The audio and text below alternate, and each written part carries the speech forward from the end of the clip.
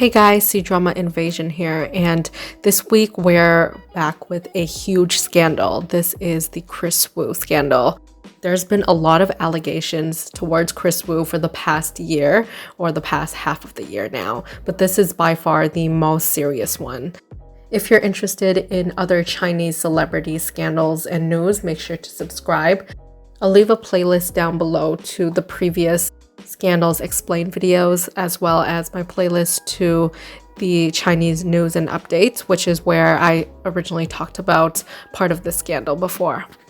As usual, I'm going to start from the top. We're going to backtrack and talk about all the other mini scandals as well leading up to this big one, and how his team is responding, how she decides to respond as well, and fans' reactions.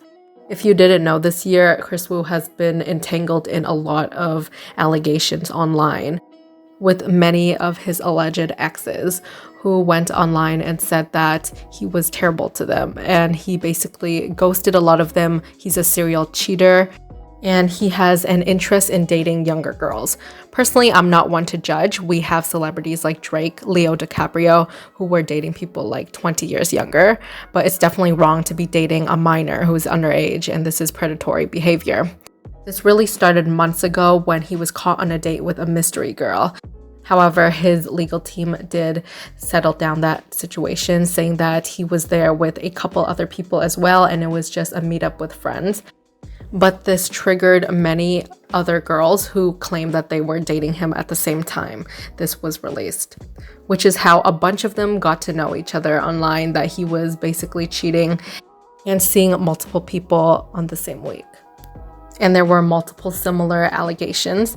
However, the biggest one is by a woman named Meizhu, who decided to collect evidence on him, saying that he was making moves on underage girls, and now she's working with a local policeman.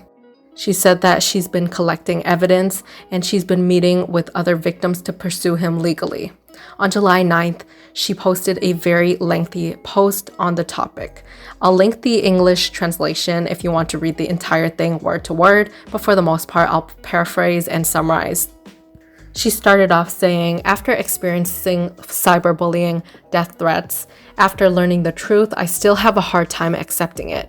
You loved a lot of girls at the same time, but I, Meizhu, was just one of them." She then states a little bit about herself, saying that she is not someone who's very confident.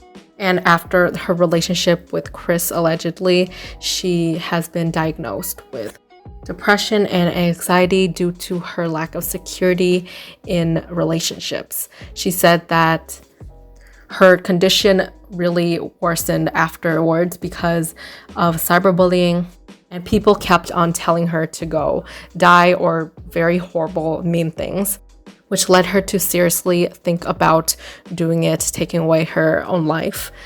And she said she's really afraid now. Her mental state is quite fragile.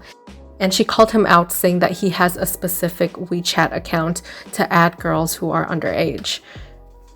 She says he has a whole team behind this, a middleman who connects him with these women and lures them in. She said when she met him in person, he would look so innocent and her heart would soften, and he would blame it on the middleman, saying that he had no idea it would happen, and she felt like she was toyed around. She said that she wouldn't name the underage girls, but she knows them. And from a lot of videos and audio messages that she received, she realized that his requirements, or a similarity between all of the girls he goes for, is that they're 00 liners and younger, who are basically prepping for Gaokao at the end of high school, like grade 11, grade 12. She said allegedly they use the same method, casting a female lead for one of his MVs, a new face signed to his studio, or invite girls to play games with them, get them drunk, and sleeping with them, and then promising that he'll take responsibility and date her. She said that she's one of the only people that decided to step up and put herself publicly, while a lot of girls are still young and they're afraid. There were a lot of accusations that her photos, her messages are fake, the so-called evidence by fans, and she said that she has no reason to do illegal things or fabricate screenshots or videos. After all the bullying she got, there was a point where she had a choice to just face anew and just delete everything, just forget about it. But she decided to stand up to it.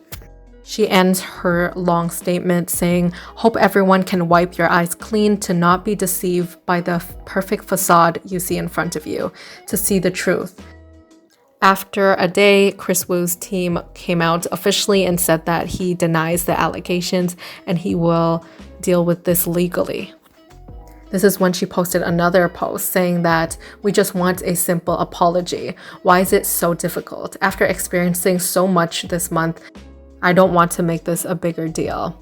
I've held back time and time again, not wanting to list the victims' names and try to ignore or never respond to the hate comments.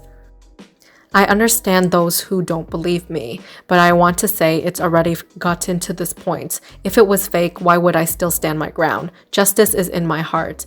So I'm someone who will say the truth and use facts to speak. If you've done something, you need to take responsibility. Since you've done something like this, no matter how well protected you are, there will always be a shred of evidence to find. Since it's gotten to this point, I no longer have anything else to consider. I will file this case, hand it all to the police. We will work with the police to investigate all the messages, location tracking for your Weibo, your WeChat registered accounts, and the identity behind the accounts. The next couple days, the witnesses will all gather together and talk to the police as well. So what is the public's views on this? There are two sides, of course. A lot of people are flooding him with support and believes that she's just one of the many other girls that he shut down before and is stirring up trouble for money or attention.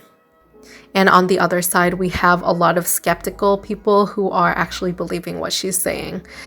They notice that if you go back to a lot of his MVs or films, he did cast younger girls to play his love interests.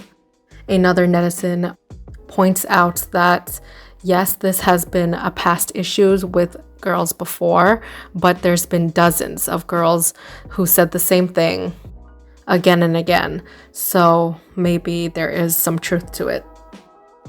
And then of course there's the neutral people who said that they're going to believe in truth, and even though they really like him, they can't bring themselves to be biased towards him if he does something so terrible. But of course we have to wait until the legal proceedings even start. These usually take a while, up to a year or even 2 years in some cases, if none of the parties decide to back down. But if there's new updates on this situation, I'll definitely let you guys know. So make sure to subscribe and turn notification bell on to all. I also will leave my Ko-Fi page, which I just made, in the description box as well. And let me know your thoughts on this. Personally, for me, I'm in the neutral zone, I guess. I really like him. He's actually my favorite EXO member. And then after he left, I kind of stopped listening to EXO.